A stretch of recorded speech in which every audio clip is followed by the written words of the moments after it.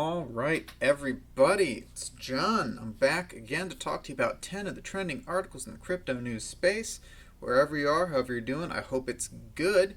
As always, thanks to everyone who has subscribed. It really does let me know how I'm doing, and it lets you stay up to date with everything that I'm getting up to these days. So, as always, there's going to be a link down in the description that you can follow, or the article links themselves that you can go and you can do your own research, because that is the most important part of this. Educate yourself. Knowledge is power. That's what we need. But hey, let's talk about article number 1. VECHAIN. Oh yeah, VECHAIN. It's announcing a new partnership, and it made it all the way to Cointelegraph, which is one of the bigger crypto sites. So give them props on that. And it's talking about CYPRUS. So the VECHAIN Foundation has partnered with the accounting and consulting firm Grant Thornton CYPRUS. According to an announcement from the company, the partnership hopes to extend blockchain solutions to a variety of industries. These will largely be determined by the Cypriot company's network of customers that may include the food industry, pharmaceuticals, logistics, the automotive industry, supply chain management, renewable energy, e-commerce, and more. This is the niche that VECHAIN is targeting, so this is very good for them. VECHAIN is all about supply chain, tracing something from its origins to its end, and you can verify every step along the way using the VECHAIN Thor protocol, and they are doing phenomenal with it.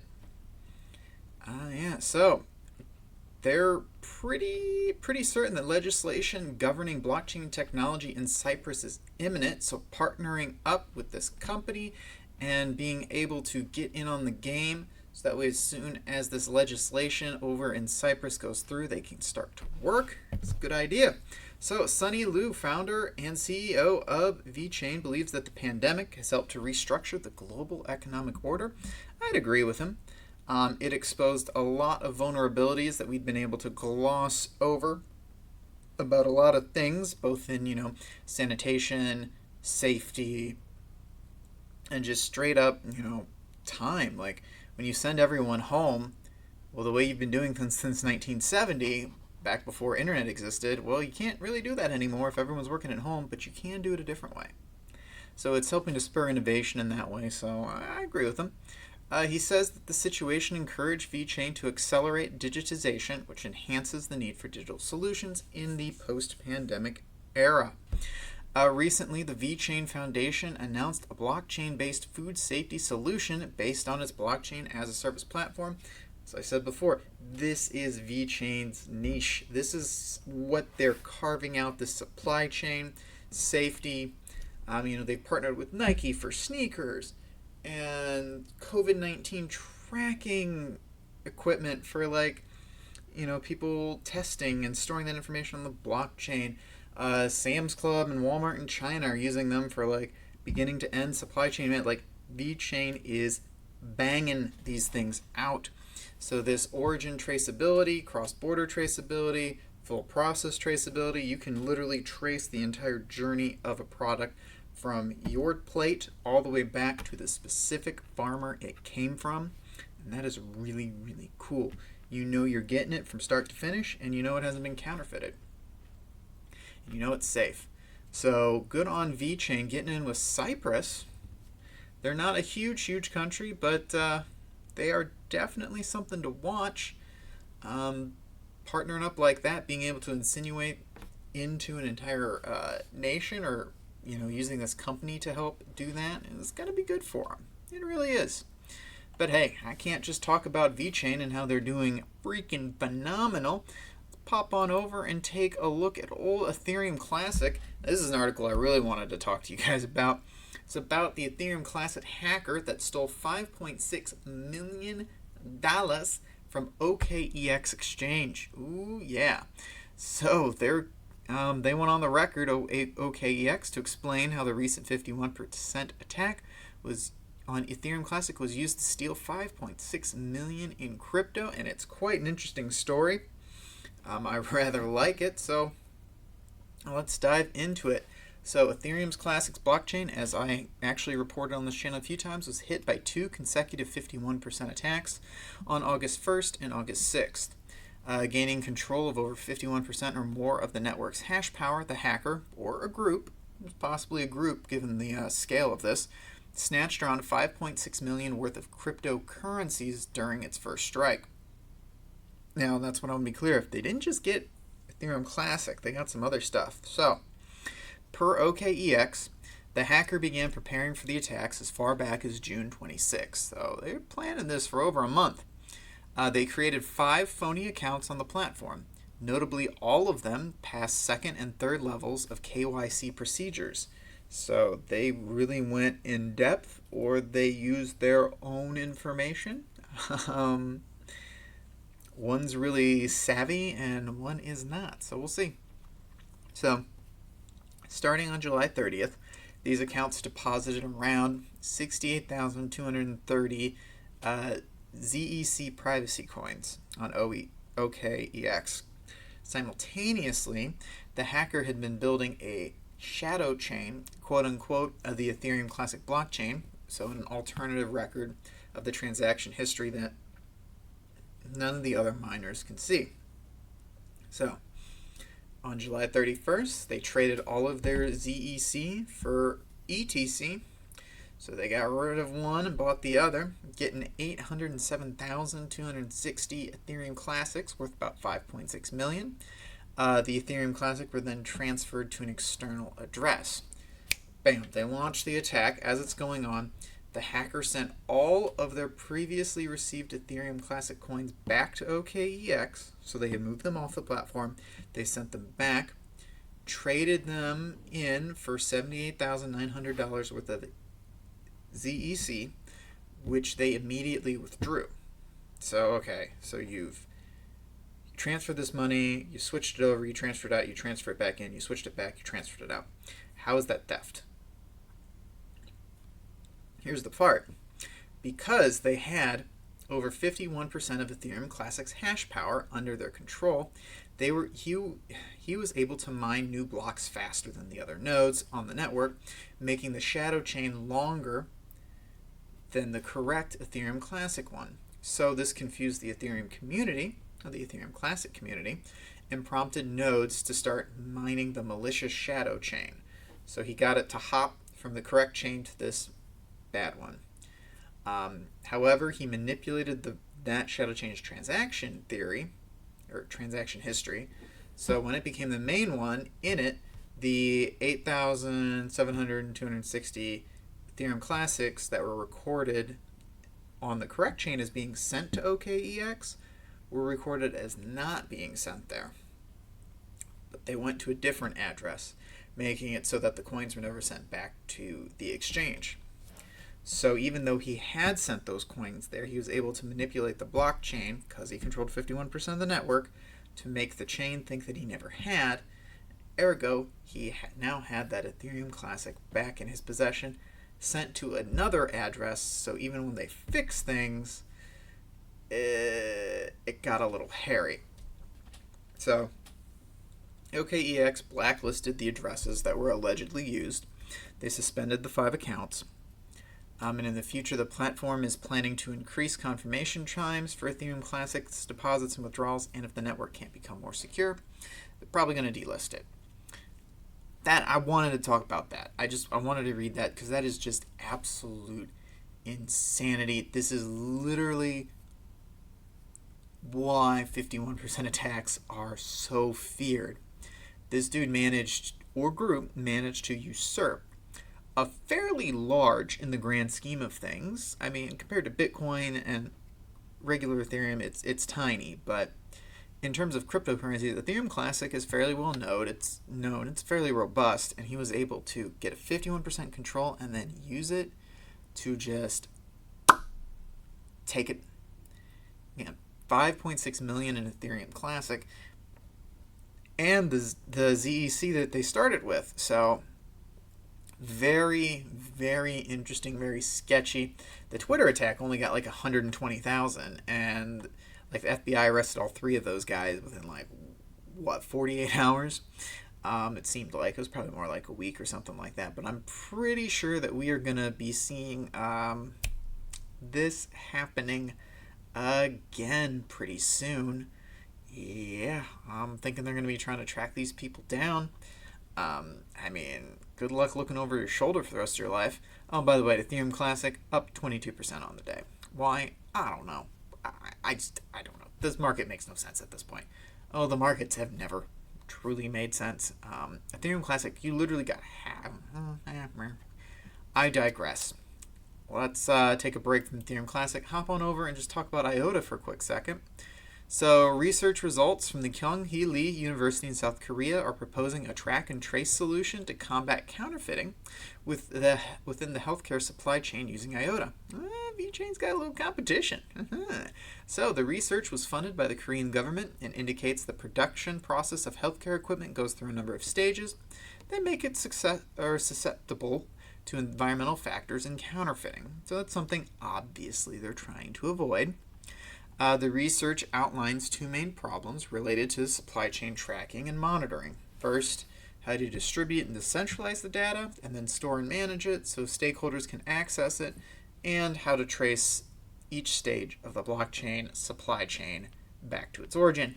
Bam, that's what VeChain's working on, which we just talked about. IOTA's doing something pretty similar with their Tangle. Good for them. So researchers are using IOTA's distributed ledger technology as a solution to these challenges. In addition, the researchers use the Masked Authenticated Messaging, or MAM, protocol to facilitate confidentiality, data integrity, and accessibility. So basically, they're trying to do all that on the supply chain while making it secure so outside people can't look at it. So the model of the proposed IOTA-based solution uses usual participants in a supply chain, in quotes. These include raw material suppliers, distributors, logistics, and others. To monitor the medical devices, the researchers use sensors that can be placed on them. So basically, you do all this, and if you want to actually look at the data from the IOTA Tangle, the receiver, or if you want to look at it, you are the receiver, you have to subscribe to the channel of the data publisher. They obviously would okay it, and you would then get a secret key that you could use to decrypt that data later.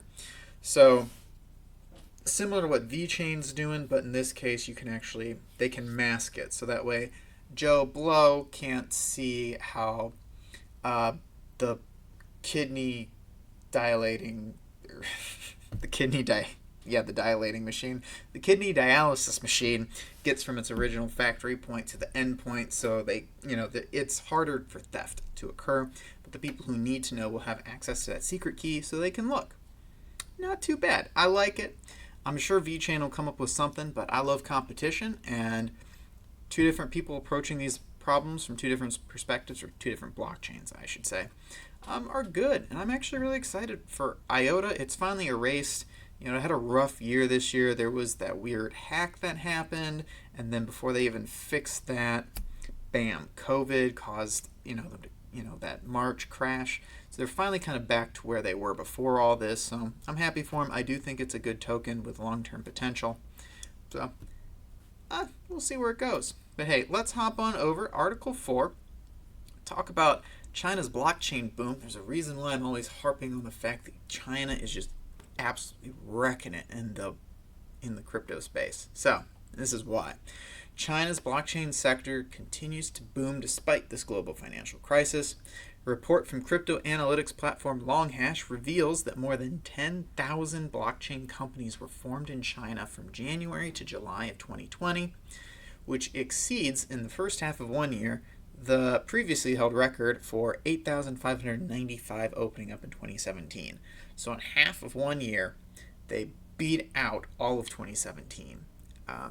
So this crypto data company says the number of newly established blockchain companies in China is set to surpass 13,885 firms formed in the last year. It is an insane amount. So according to Longhash, most of these Chinese blockchain companies start with a small initial funding. Nearly half the companies start with a registered capital of less than 5,000 won, or about $720 US. Less than 10% had over $7,000 in registered capital. So these are small firms, but there's a lot of them. and they seem to fail almost as often as they succeed. So, of the 84,410 registered blockchain companies, only about 30,000 of them are still operating. The other 60-ish blockchain firms in the country that have failed either did so because they lost their legal status or they had their license revoked. So not necessarily because they ran out of money, but because they weren't able to comply with China's very, very strict crypto laws. I'm like, for whatever reason, China is just gangbusters with starting these companies up. And I think the saying is, even a broken clock is right twice a day. Like, yeah, over half of these companies failed. Over half. But most companies fail. Most do, honestly. Most do within the first 5 years because the owners, aren't making enough money for it to be worth their time, or their own lives come up and all of a sudden, oh, nope, I need more stable income, and they have to drop out or back away, especially in these smaller companies that don't have a lot of capital. So this is pretty par for the course with just how the world works, but all that's got to happen is one of them, two of them, three of them, five? Like 0.1% of them have to succeed, and they could grow to the level of how Chainlink's doing today. All it takes is the right people, the right place, the right resources, and the right idea. Bam, you got yourself a multi-billion-dollar company. So it's something to keep an eye on, but this is why I'm telling you, China is crypto kings. Despite the crazy weird regulations they have, China loves their control. They absolutely do. But they're making the moves they need to make. But hey, let's hop on over and talk about some other people making some moves. Grayscale. Grayscale opened up public trading for shares of the Grayscale Trusts for Bitcoin Cash and Litecoin. So now there are 6 products offered by Grayscale that can be traded publicly.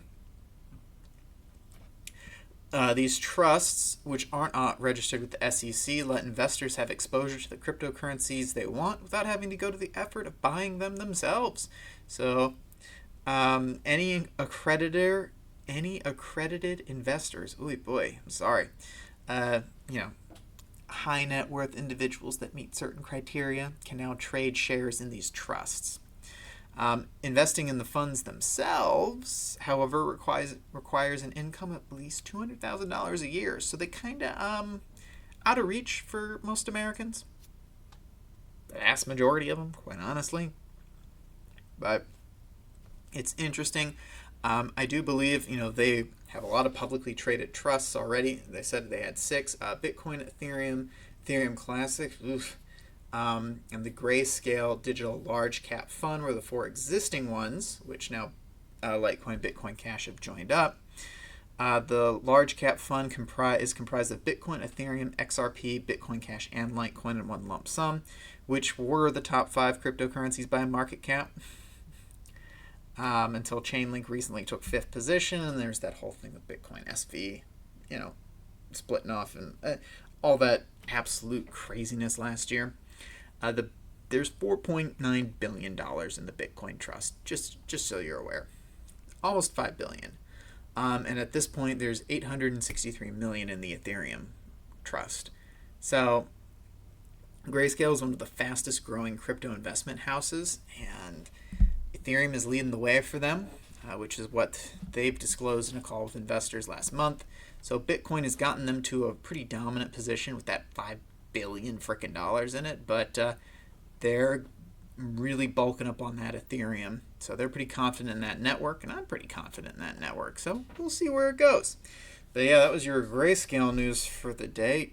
Dear Lord, adding more and more of these trusts. Granted, it's not something that average Joes like you or I can participate in, but what's that? Rising tide raises all ships crap that they try to shove down our throat. The amount of stuff that's locked up in these trusts is only gonna shrink the supply, and as more and more people get into the market, them having this large amount locked away helps all of us in that it makes the asset more scarce, which will raise the price. So yeah, all right. Oh, halfway there. Stand up, do a stretch. I don't know, sing a little song, and then let's hop on over to article number 6. I got to talk about another Grayscale-like business. All right, well, hey, let's hop on over and talk about Pantera. Yeah, they're nothing like Grayscale, but they're doing pretty good. So this is a San Francisco-based crypto and blockchain investment company. They confirmed in a recent filing with the SEC over here in the good old US of A, they've raised about $165 million in their cryptocurrency hedge fund. So just another example of another giant-ass company just buying all this stuff up. So the crypto fund, which is dubbed Venture Fund 3, was launched July 31st of 2018, and reports suggested that Pantera was targeting to raise a total of $175 million. By mid-August that same year, the company had raised $71 million from investors. And this month's Form D filing with the SEC reveals that the fund's revenue have grown since then by over 130%, reaching a total of $164.7 million in 2 years, which is rounded up. That's what they were aiming for. 165 million, you're only 300,000 off, not a big deal, just round up. So Dan Moorhead, the CEO of Pantera Capital, revealed that Bitcoin and Ethereum are the company's largest positions. He's bullish on Bitcoin and predicted in March that the coin would hit a new all-time high in 12 months. Noted that the firm also has significant positions in digital assets like Augur, Polkadot, and 0x. So wow, those aren't ones I normally see in crypto hedge funds. Normally it's the big boys, Litecoin, Bitcoin Cash, all that fun stuff. So good on them having some, what I like to say, mid-cap coins, decent altcoins that have promising futures. Earlier this month, Pantera reportedly led a $2.6 million funding seed round for a decentralized derivatives exchange protocol on Binance Labs to expand the booming DeFi sector beyond the Ethereum network. So they're making some moves. Okay, good for Pantera. I'm liking this. I have to look into Pantera a little bit more. I'll be honest, the first time I ever really even heard of them was this article right now. I thought it was worth sharing since it just shows that not just Grayscale, but like Galaxy Digital and a lot of other smaller to mid-sized hedge funds like Pantera here are starting to get into the crypto game. Like I said, a lot of us might not qualify for it, but when they're buying up everything, that just raises the demand, shrinks the supply, and causes prices to skyrocket, which helps little guys like you and me achieve our dreams of, buying a mid-sized ranch in a decent school district. Really aiming for the stars there. But hey, all right, let's hop on over. So starting her second term today, SEC Commissioner Pierce is talking to Cointelegraph about our priorities. This is a long read. I'm only going to do the first part of this just that way I can kind of give you guys some background on who this person is, why maybe you should care, especially if you're in the U.S. So most days there's a lot of vitriol and not much love between the U.S. SEC and the cryptocurrency world. As the regulator of the world's largest capital market, for now, the Commission's continuing work to track down sales for tokens it considers unregistered securities has left a fair bit of the crypto market viewing the Commission like a boogeyman. There are some controversial cases, but the ICO boom back in 2017 was, there's a lot of fraud, a lot of predators, a lot of theft. There really was. And so that was why the SEC came in, snapped their jaws, and forced a lot of people to stop doing that. It's the sort of issues you kind of want a regulator around for. I don't disagree with that statement, but I just inherently dislike regulation, even though I logically know it's a good thing in most cases, not all of them.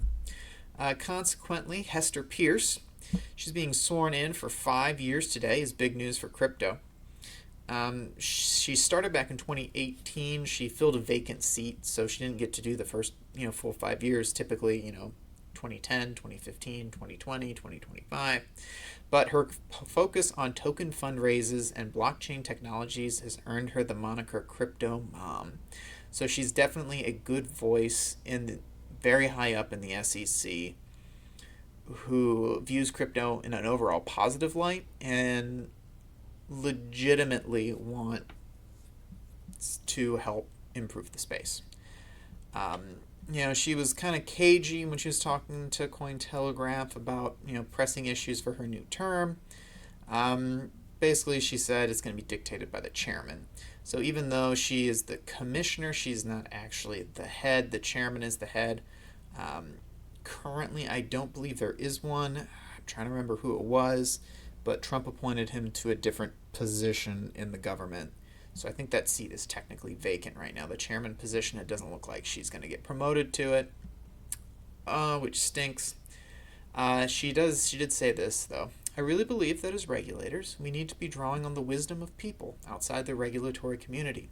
And that's, again, part of what I really like about this area, which is that people are coming and looking at our security laws from a totally fresh and new perspective. And they make me think about things in ways I maybe wouldn't have thought about just based on talking only to securities lawyers. So just like regular Joes like me being pretty ticked off that we can't participate in security sales because we're not accredited investors, things like that. And she's actually pretty famously, she's been working on a safe harbor for token offerings in the process of going from a centralized initial coin offering to decentralized networks. Concerns regarding token sales remain a huge part of the conversation between cryptocurrency community and the SEC. Right now, there's no clear pathway to do a sale for a token that will ultimately not be treated as security, while tokens that registers as securities find nowhere to trade in the United States.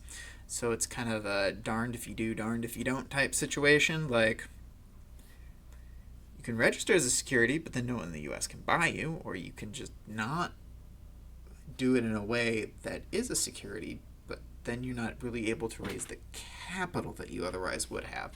So it's not a good situation. She did say this. I don't think it's a good thing that people don't have a compliant way to get from the point where they've funded and built a network to the point that they've gotten the tokens into the hands of the people who want to use them. It's really important for people to have a way to get to the point where tokens are out there circulating. So now, like I said, this article goes on. Please check it out down in the description if you want to read more. It really is an interesting article. She's an interesting woman who's got a lot of power in this space right now, and she wants to not bring back ICOs like they were in 2017, but find a way to merge a compliant ICO while not having it classified as security, but still providing protection to people like us from buying into scams. So it's trying to find that balance. I don't envy her in that task. I believe that's a very hard thing to figure out. There's a lot of people who could probably, give me a pretty detailed plan down in the comments. And feel free to do so if you want, but I guarantee you're not thinking of something.